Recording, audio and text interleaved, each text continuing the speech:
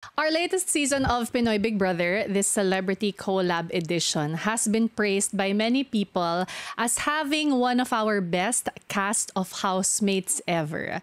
Their emotional resilience, their genuine love and support for each other, their maturity in handling different challenges.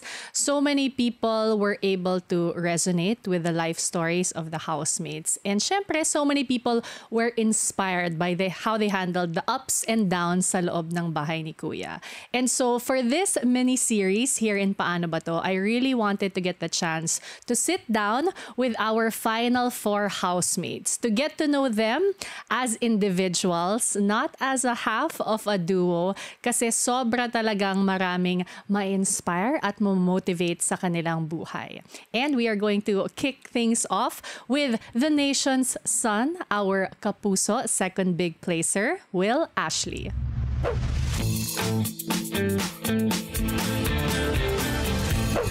Will Ashley, welcome to Paano Ba To?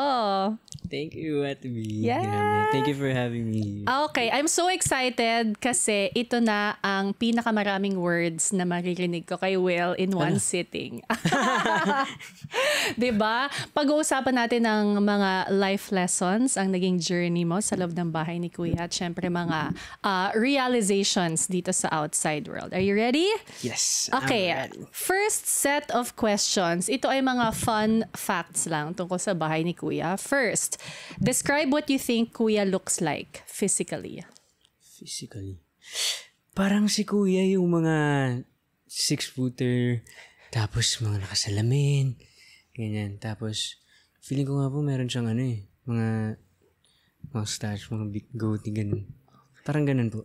Pero 6-footer. Yes. Talaga. Okay. Inisip Hindi ko po kung ba? may nakuha kang tama dun sa physical attributes ni Kuya. Facial, parang may konting facial hair naman si Kuya. Pero, Meron naman. fairness, 6-footer, yun ang unang pumasok sa isip mo. Yes po. Amazing. Okay. Next. Which task or what part of being a housemate did you dislike the most? Pinaka-naayaw ko po talaga is yung Holy Week task. Yung naging weekly task leader kami ni Ate Klang. Yung bawal magsalita. Yeah. Kasi grabe yun. Sobrang torture niya talaga sa amin emotionally. Lalo kay Ate Klang po nung time na yun. Wow. Kaya ayaw talaga. You're Sobra saying po. hindi mo siya favorite or least liked mo siya kahit na hindi pa nangyari yung OA moment? Yes po talaga. Kahit di pa nangyari yung OA moment. Grabe kasi po hindi kami makapagsalita. So, ang dami mga tumatakbo sa utak mo. Lalo Holy Week pa nung time na yun. Kaya parang, nakakamiss yung family, yung mga memories outside. Yun talaga yung tumatakbo sa isip namin. Meaning wala kang choice kasi hindi ka mas kasalita. So, lahat papasok. Yes, opo. So, kailangan mo siyang i-process alone, gawan ng solusyon alone. Okay, that is so hard. Kasi for everyone watching, inside the house, walang panulat. There's no Wala. pen or paper unless there's a task. So there's really no way na maging outlet emotionally, kundi pananalita. So pag tinanggal nga naman yun ni Kuya, ang hirap. Ang hirap po. Totoo. Super. Grabe. Okay. Ang tahimik ng bahay po. At sumabog. Sumabog yung po bahay talaga. after. Sumabog talaga. Oo. Okay, next. What is one thing you were surprised to discover about yourself sa loob ng bahay ni Kuya? One thing na na-surprise ako, siguro yung kaya ko makipag-connect agad po. Yung mga house guests na pumapasok. Kasi before talaga, bago tong PBB, hindi po talaga ako makausap ng maayos. Nakakausap naman ako, pero yung conversation, yung makikilala ko, hindi talaga. Sobrang taas po ng walls ko. And then, syempre, inside the house, nung may naging close ka, it was easier to open up. But ang minention mo kasi is house guests, meaning there came a point na mas ikaw na yung confident mag-approach sa house guest? Yes Which po. house guest did you notice that change in you? Well, nag-start siya kay Ate Ivana. Parang doon na-build talaga yung parang lakas ng loob ko. Pero pa lang, unti-unti. Though, yung nakita ko talaga na nag-improve siya after ng sa Bini talaga. Naging malaking help sa akin yung Bini. That was that same week. Yes. The no talking week. Yes. Kaya nga may bawi po eh. May bawi talaga yung week na yun sa akin. Okay.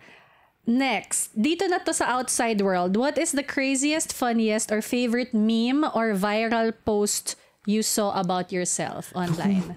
At ang dami. Grabe. Pero Ano siguro, favorite mo? yung tumatak sa akin, si Sadness. Inside Out. Yeah, yung naka-wig. Hindi ko in-expect na makukunan siya tapos parang nagkaroon pa ako ng moment doon na hindi ko rin alam bakit ko siya ginawa. Oo. Mayroon talagang ganun na parang, nangyari pala yun sa loob ng bahay. Madaming ganun. Ako may favorite akong meme mo. Alin yan natin? Will Kalayag. Kami, tayo. Oh! Will Kalayag. Yes. Grabe yun. Ibang Will ka lang. Pero Ibang Will Kalayag. As ate and little brother. Totoo. Will ka. Yun ang favorite ko. Siyempre biased ako. Okay, next. If you could also choose a Kapuso as your duo, who would be your top one pick and why? Top 1 pick ko, naging vocal din ako about this. Nasa loob pa kami ng bahay. Si Mika talaga. Feeling ko kasi si Mika yung someone na magiging komportable ako kaduo. Yung maintindihan ako. And nung time po na yun talaga, nakita ko sa kanya na willing siya makinig sa akin nung nasa loob kami ng bahay. Mika ba? Dami rin po kasi halos lahat ng Kapuso talaga nakasundo ko. Pero si Mika. Yeah. Okay. If you could choose a solo big winner from your entire batch, who would it be and why? Oh my God, ang hirap nito. Stuck ako between Esnir and Atik lang eh.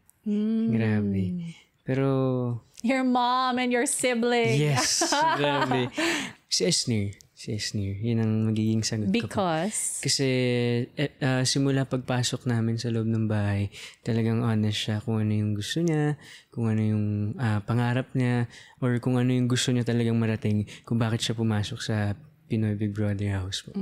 At saka I think si Esnir din, I'm sure he's heard it a lot na siya ang Totga big winner ng marami, di ba? Dahil, yun nga, sa ipinakita niya sa house. And I think what I love about your batch of housemates, within I would say the top 6, the final 6 duos, lahat kayo, bet nyo ang isa't isa maging big winner. Parang nagsha-shuffle lang, pero lahat kayo, you choose each other, which just goes to show na lahat talaga deserving to make it to the very end. Kasi within you guys, kayo nagpipilian eh. Nakakatuwa nga, Ate B, kasi talagang hindi ko naramdaman yung competition kahit napapalapit na kami sa Big Four.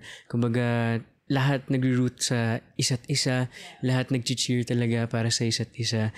Kaya yun po yung isang bagay talaga na masasabi kong nakabuo kami ng isang magandang pamilya sa loob ng bahay. Yes, absolutely. Ang daming nakakita no na parang, pwede palang hindi toxic yung awayan. Pwede palang genuine yung support sa isa't isa. Okay, last. What are you most proud of with yourself sa naging journey mo inside the house? Wow. Grabe. Siguro, ito po yung lagi ko sinasabi na ayoko nang maulit. At natutunan ko talaga is yung mabuhay ka nang walang regrets. Ngayon po na nakalabas na kami sa outside world or sa bahay ni Kuya, nakakatuwa po kasi nakikita ko talaga sa sarili ko na wow, kaya ko pala yun. Bakit hindi ko siya nagawa before? Sobrang laking tulong talaga ng PBB house sa akin kasi nagiging vocal ako, na-express ko na yung sarili ko, na-express ko yung nararamdaman ko, at masasabi ko talagang wala akong regrets sa lahat ng ginawa ko for the past 5 days po na nakalabas kami. So, is it safe to say na itong mas vocal and open na Will is here to stay for good? Yes. Yes po. Grabe yung nabuong kumpiyansa sa akin itong experience ko sa loob ng bahay ni Kuya. At masasabi kong mas nakilala ko talaga yung sarili ko. Yeah. Yun naman yung goal talaga ni Big Brother. I feel like being with the show for 19 years already, I've seen that the mission is really para sa viewers makapag-share ng mga kwento ng tunay na buhay, celebrity man o hindi, na nakaka-inspire sa kanila, na nakaka-motivate sa kanila. But inside the house, Kuya's goal has always been to help housemates be the best versions of themselves. And I'm so happy to see you bloom even more at tuloy-tuloy na yan. Thank you, Ate B. Okay. Siyempre, because this is paano ba to, kailangan mong magbigay ng life advice based on your personal experiences. At tatawagin natin tong Will, paano ba to? Una, school. Nako, eto ka na. Si Will po, aminado, nung siya ay dumaan sa interview sa Pinoy Big Brother. Nung school, medyo hindi ka studious, medyo may pagkapasaway, medyo may times in your life na pag gano'n na lang yung grades, basta nakaganon lang, nakakapit. And when you were younger, minsan nai-involve ka sa mga away with other kids in school. Diba, hindi mukhang bait-bait na nation son, pero meron siyang side na ganon before. So the question is, grabe yung struggle sa ACADS. Will, paano ba to?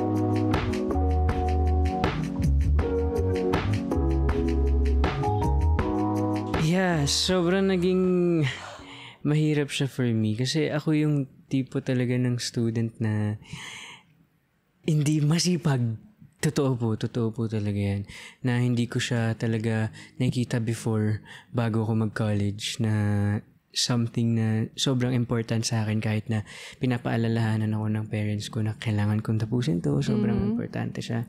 Pero ngayon po na ang tagal ko nag-stop at nakikita ko yung mga friends ko na nakaka-graduate, sobrang laking bagay po pala niya. Sobrang malaking bagay siya para sa buhay ko, sa buhay ng lahat. At importante talaga makapagtapos ng pag-aaral. Kasi isa yun sa pinakamalaking achievement or milestone na madadala mo forever sa buhay mo. Okay, I want to rewind back. Siyempre, hindi naman every day of your life ka pasaway in school. Yes, May yes, mga I heard mahilig ka sa math. Yes. Diba? Meron mga moments na type mo naman ng school. So to everyone struggling, whatever year or whatever course man sila, yung nararamdaman nila, ang hirap talaga ng school, ang hirap ilaban. Anong masasabi mo sa kanila? Parang sa lahat naman po, Ate B, nakita ko na walang madali. Walang madali. Kaya ang mapapayo ko lang po talaga sa gawin lang talaga yung best lagi. Make sure na yung ginagawa nila is mahal nila. Yung ginagawa nila is yung something na masaya sila. Kasi once na nandun yung fire sa puso nila, magagawa nila isang bagay naturally na maganda. And I believe na dun napapasok yung mga opportunities. Kasi iba talaga, TV, pag minamahal mo talaga yung isang bagay. Lahat ng maganda darating talaga sa buhay mo. Kaya, huwag titigil mangarap. At kung mahirap man ngayon, onting tiis lang kasi talagang gaganda ang buhay once na lampasan yan. Yeah, that's true. I mean, I, for one, am an advocate na importante talagang education. Yes. However, seeing what I've seen now, ako kasi nung growing up, ako naman opposite mo, sobra kong hilig sa school, sobrang nerd, ganyan. But ang alam ko na ngayon, seeing all my batchmates, what I can say is iba-iba tayo ng intelligence. Yes. Like, hindi dahil meron akong classmate na super slacker dati, bigla ngayon sobrang maabilidad sa negosyo, or yung dati na super talino ngayon prefers to lead a quiet life. Yung hindi sukatan ang galing mo in school, but ang natututunan mo sa school is what you said. Kailangan mong mag-persevere. Kailangan mong mapagtagumpayan yung challenge to develop yung grit sa'yo, yung personality sa'yo. Whether a student ka man or line of 7 student ka man. Oo, nakakatulong talaga siya. Totoo po talaga. Kahit na ano pang grado mo, basta nag-aaral ka, may mapupulot at mapupulot naman po talaga yan. At may magagamit ka kalaunan pagka nakatapos na. Or yes. Maybe kahit, di ba po, meron pang ibang mga tao na kahit hindi talaga nakapagtapos ay successful, di ba? Pero may importante talaga ang pag-aaral. Education, yan talaga. At tatapusin ko na, TV. Tatapusin ko talaga yung college ko. Oh, I'm so happy for you. I think that if anything, magagawa mo talaga to balance both work and school. No matter how long it takes, laban. Yes po. Okay, next. Family. Of course, we've all seen how wonderfully close you are to your mom. Parang feeling ko nga ang buhay niyo ng mommy niyo is talagang the two of you for life, ganon. Because rewind lang tayo, you were only 6 years old when you lost your dad. Is Yes that po. correct? And then eventually, you had your stepdad na naging super supportive din, lalo na when you were starting out in showbiz. So the question is, paano nga ba mag-adjust sa modern family setup? Kasi madami nang may ganun ngayon, di ba? Iba-ibang types of family, whether it's a stepdad, whether it's a blended family. Merong mga kabataan na nahihirapan to adjust to a modern setup. So Will, paano ba to? Honestly, yeah, tama po yun. Nung una talaga nahihirapan ako mag-adjust. Pero, nasa ano pa rin po kasi yan eh. Kumbaga, nasa isang tao pa rin po kung paano niya ipaparamdam talaga sa yung pagmamahal eh. At nasa sayo pa rin yan kung paano ka magiging open talaga sa puso nung isang tao po na bagong nakilala ng parent mo. And para sa akin po talaga, mas maging open lang talaga. Mas damhin mo yung nasa harapan mo. Kung wala naman talagang ginagawang masama or yung intention naman is genuine, intention naman is pure, bakit hindi? Bakit hindi po talaga? Kaya para sa akin, madaling mag-adjust for me. Naging madaling mag-adjust for me, hindi siya tumagal. Kasi naramdaman ko yung love. Naramdaman ko yung support. Lahat po. And one thing I read that was very interesting is you and your mom, you're very close to the point na kahit ano, kaya niyong sabihin sa isa't isa. Yes, super po. Hindi yun common Ang galing. Paano niyo nagawa yun? Or maybe like, how do you think your mom developed that sa inyong dalawa na pwede kang maging open sa kanya about anything and her to you? Siguro kasi Ate B, 6 years old pa lang ako. 2 na lang kami ng mami ko. And weird talaga na parang 8 years old or 9 years old pa lang ako, nagkaroon na ako ng sinabi sa kanya na parang huwag ka na mag-abroad. Mag-work ako para matulungan kita para magkasama lang tayo. At 8? Yes, at 8 or 9 po talaga, Ate B.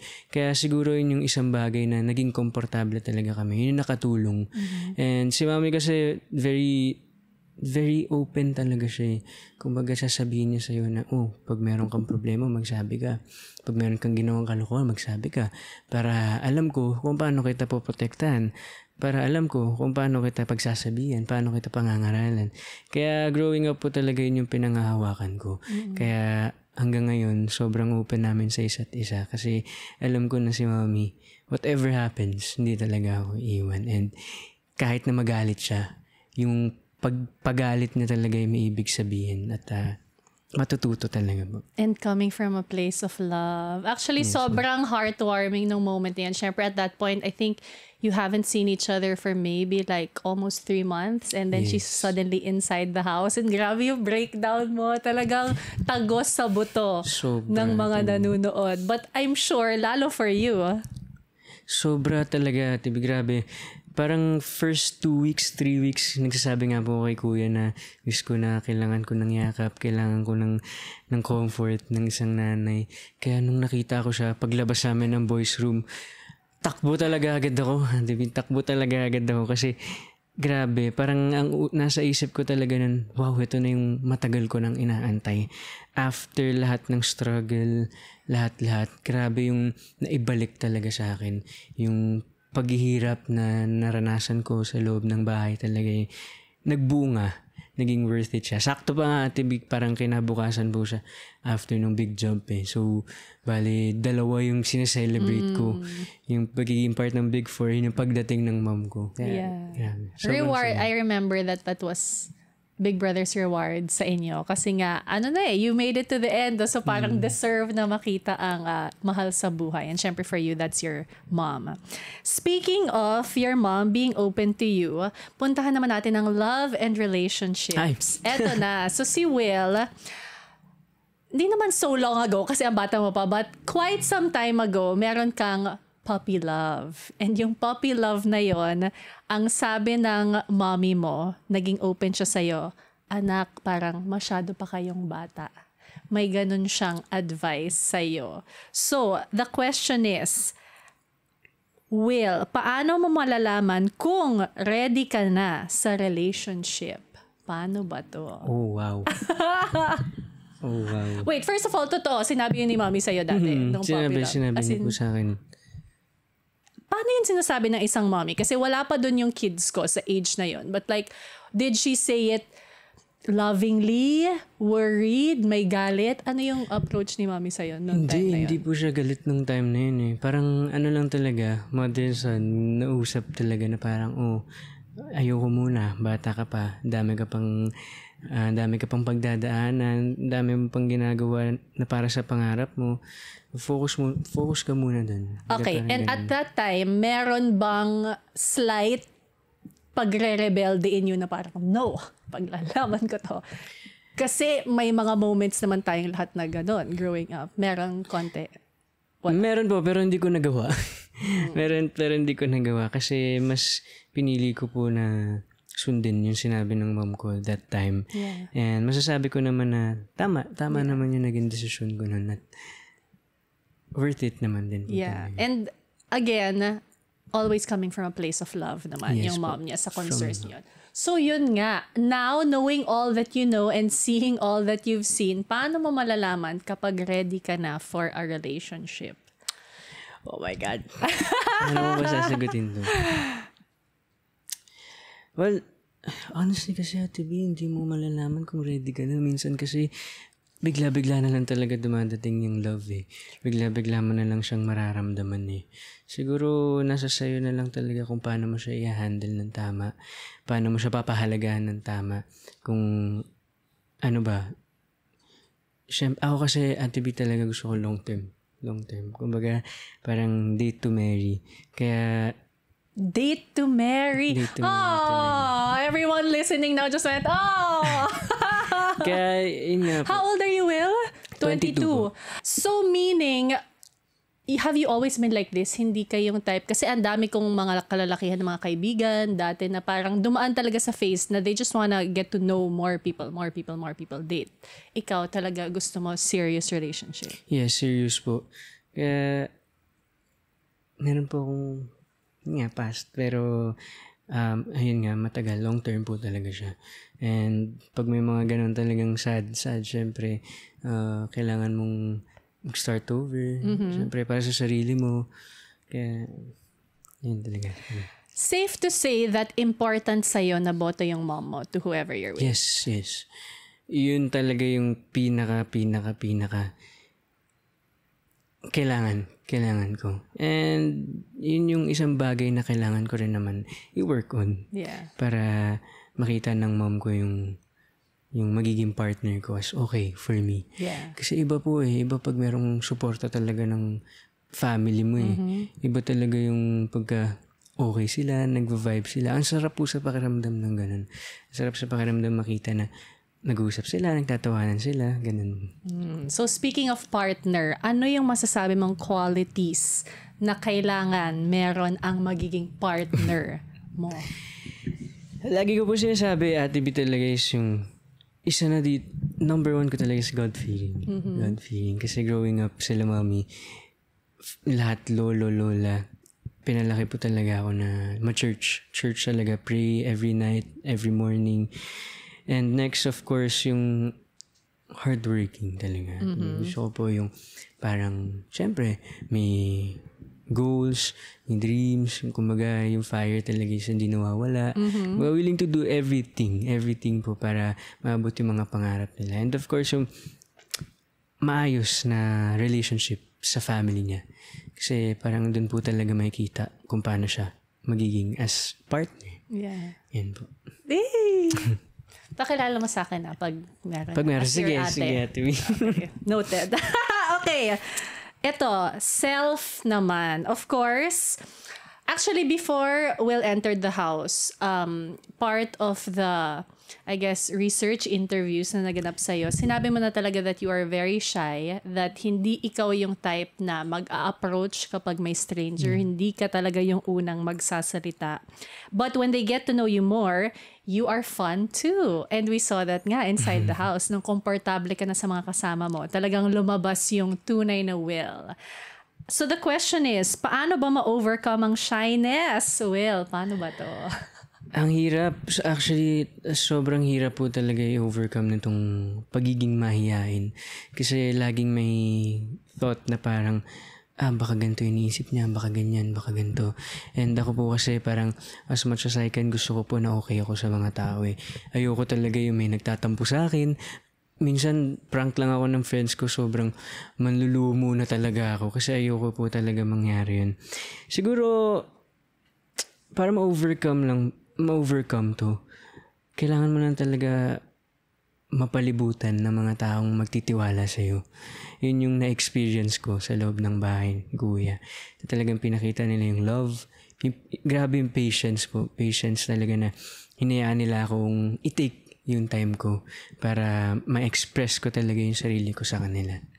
Actually, I think that ang basa ko, because as a fellow introvert, na nahirapan din nung ako ay naging housemate to open up to people, it was when I felt that they respected my space and my silence, na parang, okay din pala sa kanila na kahit dito lang ako. Dun nagsimula yung unti-unting pag-open up. And parang like, the more I opened up, okay lang pala. Open up ka more, okay lang pala. Parang naging baby steps. Was it the same for you? Same, Ate B. Same po talaga. Sobrang unti-unti akong nag-open talaga sa kanila. Tapos nung nakita ko na parang, walang judgment. Wow, sabi ko talaga, ibang-iba siya sa mga naranasan ko before na napasabi talaga ako sa sarili ko na meron pa rin pala ng mga tao na pwede mo pagsabihin ng problema mo na hindi ka i-judge, hindi ka sisiraan sa ibang tao, yung personality mo hindi i-attack. Kaya grabe po, sobrang nakakatuwa na nakasama ko sila kasi grabe yung binuksan nila ako. Binuksan nila yung Will Ashley na akala ko pag nilabas ko or pag naipakita ko sa mga tao hindi okay talaga po. So it was more fear of what other people would say or think that kept those walls up sa tingin mo? Yes, Ate B. Parang nangyari po kasi before sa akin na nag-open up ako about ano yung nararamdaman ko. Napakaraming instances po na nangyari sa akin yun.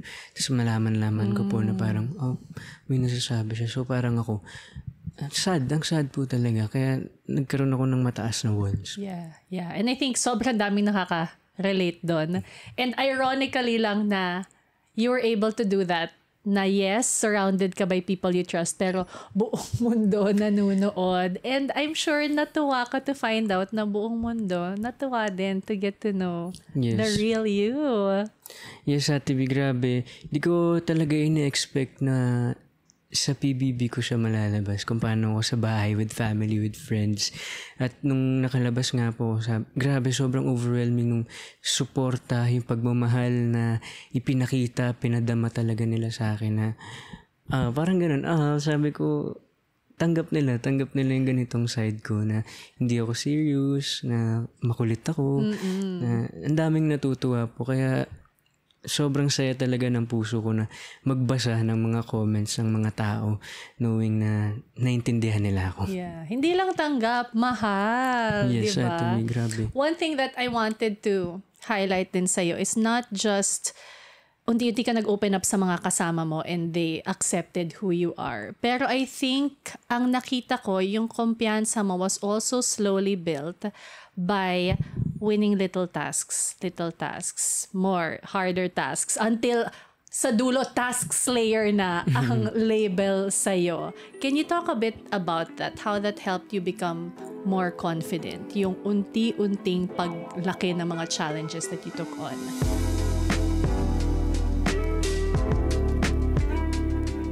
Ayun nga po, parang sumabay siya talaga sa naging growth ko talaga sa loob ng bahay. Kumbaga, the more na nakakagawa ako ng isang bagay na maayos, mas nadadagdagan talaga yung kumpiyansa ko sa sarili ko. And yun yung isang bagay na ikinaka-proud ko at talagang dinadala ko kasi alam ko po sa sarili ko na competitive ako eh. At knowing na nagagawa ko po ng maayos is grabe, yun po yung isang bagay na proud talaga ako, proud. And I wanted to share that because a lot of people would think na ang confidence magigain mo ng ganun lang. But really, for some people like us, ano siya talaga eh, tiny steps na minsan feeling mo wala lang. Pero pag inulit mo ng inulit consistently through time, biglang in the end, eto ka na. Yeah, diba? may ibang epekto talaga siya, Auntie B. Iba yung nadadala niyang magandang oras sa'yo. May iba yung nadadala niyang magandang, yung confidence po. Yeah. So to everyone who wants to, I guess, come out of their shell, hindi nyo naman kailangan sumali ng Pinoy Big Brother to have to do that. But like, I feel like the big lesson talaga is yun nga, step by step, tiny steps. Yes. Sometimes you don't feel like it makes a difference, but with consistency and through time, makikita mo, ang layo ko na pala, ang laki na pala ng change. Okay, we want to end with some fan questions for you. Thank Una, you, from the team Will Admins. Being in the industry for 11 years, was there ever a time you wanted to quit and find opportunities elsewhere? Sa loob ng 11 years sa TV, wala talaga. Never kong naisip na mag-quit ako. Kasi bago ko pumasok po, excited talaga ako eh. Alam ko na pag ginawa ko to, mag-e-enjoy ako. Alam ko na pag ginawa ko to, magiging masaya ako. Yun talaga yung pinaka point ko bakit ko ginawa to. For me na makapagpasaya ng tao, entertainment talaga. So you've never wanted to quit, but I'm sure there were very tough times. Yes. Paano ka nag-power through the toughest or lowest points in the 11 years? Siguro ang mindset ko po lagi, Ate Bis, nagsimula na ako eh. Bakit pa ako titigil? Sayang naman yung sinimulan ko. Sayang naman yung lakas ng loob na sinimulan ko tong gusto ko tapos tatapusin ko lang kasi nahirapan ako. Naniniwala kasi ako na parang sa kada hirap ng buhay, may matututunan at may matututunan ka. At yun yung isang bagay na madadala mo at magiging better person ka. Better person ka talaga. Oh, I love that answer. Okay, next from Fidelitism. Ang tanong niya, I heard you have a clapboard tattoo or a clapper tattoo. Gaano ka ka-passionate sa art of filmmaking? And growing up as a child star, what's the biggest lesson you've learned? First of all, nasaan ang clapboard tattoo? Sa paa ko. Paa? Your ankle. Yes. What age were you when you got it? Last year lang. Oh, recently lang. Yeah. Why did you decide to get that particular design? Ito kasi yung time na nagawa namin yung balota with Ate Marian. And yun yung isang bagay na sobrang naging proud ako. Mm-hmm. Kasi isa yun sa malaking factor kung paano ko na-appreciate talaga yung acting, yung craft. Sobrang nag-enjoy lang po talaga ako na na-express ko rin yung sarili ko po through acting eh.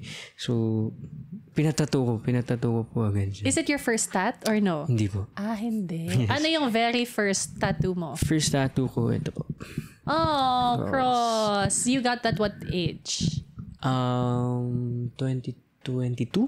Recently lang din. 2022 or 20... Maybe 3 years 2020. ago. Okay. So, how many tattoos do you have now in total? I have 9 po. Ang dami na! Yes. Oh, in fairness. So, that clapboard tattoo, is that the 9th or may sumunod pa after? Ito yung... hindi. Ito pang 8. Okay. Anong dito dumating? Dito yung pang 9. Ano yun? Ito yung tattoo ko na continuous improvement, becoming 1% better every day. Ganun kahaba yung tattoo dito? Hindi, parang isang word siya na... okay. Yun ang ibig sabihin. Are you planning to get any tattoo post Pinoy Big Brother? Nag-iisip nga po ako parang yung 12. Kala ko yung Rawi logo. Ang laki dito. Solid. 12. Ang sakit nun. Bakit 12? Yung Gen 12. Siyempre, yung Gen 12. Grabe yung 12. Okay. naging impact talaga niya sa akin. Oh, if ever, where will you put the 12 tat? Plan ko nga po, here. Yeah, I like that. Those little ones on the hand. Maliliit lang po. Gusto ko tuloy I only have 2 the names of my daughters in my handwriting, Lucia and Carmen. Cute. Pero whenever I see cute tattoos, I'm always like, gusto ko na naman Okay. Tinatanong din niya, growing up as a child star, biggest lesson you've learned through the showbiz journey? Biggest lesson I've learned siguro is to really love what you're doing. Kasi once nakuha mo yung pagmamahal na yan, never ka na magsistop. And never stop learning, of course. Kasi isa rin yan sa bagay na makakatulong sa'yo. Kalaunan sa iyong career. Di mapa showbiz man o sa ibang trabaho, madadala mo yan. I agree. I think one common factor I've seen through different industries sa mga taong nagtagal sa industriya at sobrang tagal is yung non-stop learning. Yes. Sobrang totoo yun. Okay, last fan question from Angela, si Ut Lee Hee Sung. If hindi ka nag-artista, ano sa tingin mo ang trabaho mo ngayon at ano kayang course ang kukunin mo sa college? Wow. Simula kasi parang nasa grade 1 pa lang yata ako, Ate Mi. Pangarap ko maging doktor. Yun talaga yung isang bagay na pinapangarap ko na gawin sa buhay ko. Kung di ako nag-artista, baka yun po yung ano. Really? Pero Bakit doktor? Saan mo nakita or... Sobrang na-inspire lang din po talaga ako sa mga doctors kasi grabe din yung sacrifices na ginagawa nila. And yun yung isang bagay na gusto kong magawa to help people. Of course, my family, my parents. Lalo na nung namatay yung daddy ko, syempre ako gusto ko na parang maging doktor para maging proud siya na may matutulungan ako, may sasave ako, mga ganung bagay po. So, ibig sabihin, med ang kukunin mo sa Yes, college med. kung sakali. Have you played a doctor role? Hindi pa po. Ayan na ang next role ni Will, Dr. Amen. Will Ash. Gusto mo, gano'n? Opo, Doctor ba't hindi? role. Yes. Pwede, no? Doon mo na lang ma-live yung dream mo maging Yes, doctor. yes, Balay natin! Yun nga po yung fun sa pag-acting talaga. Nagagawa mo yung mga pinapangarap mo lang na akala mo imposible. Yeah. Sobrang saya. Oh, and right now, syempre after your Big Brother journey, sobrang daming opportunities coming your way and many, many more roles for sure. I will always be cheering you on. Like I always say sa mga housemates, may Big Brother kayo sa loob, pero may ate kayo sa labas forever. So proud of you, Will. Thank you, Ate B. Congratulations on everything. Thank you so much. Sobrang daming titas, ninangs of Will ngayon worldwide na tuwang-tuwa hearing your story. Kaya maraming salamat. Tawag nga po nila at mga mommy ko daw po sila. Oo, madami. Madami kang nanay sa outside world. Hello po sa mga nanay ko po. Ito na ang Nation Sun.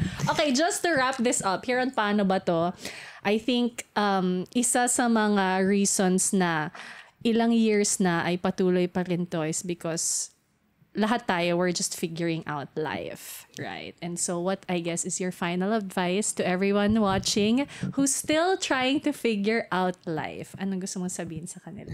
Sama ko na yung never stop learning talaga. And huwag ka matakot. Huwag ka matakot na mag-try ng mag-try. Kasi hindi mo alam dun sa isang bagay na yun, dun mo pala makukuha yung isang bagay o isang malaking bagay na pinapangarap mo. Kumbaga, take the risk talaga or lose the chance. Yun yung mindset ko po talaga ngayon. Kaya laban lang talaga, laban lang. Gawin mo talaga yung mga bagay na makakapagpasaya sa'yo. Kasi minsan sa buhay, hindi natin na-expect na isang bagay pala na ayaw mong gawin yung pala yung magiging tulay mo para maabot yung mga pangarap mo. Kagaya ko po dito, TV sa Pinoy Big Brother. Talagang hindi ko na-imagine yung sarili ko po na papasok dito, nakakayanin ko, pero wow, grabe talaga. Grabe yung blessing na naibigay po sa akin ng PBB.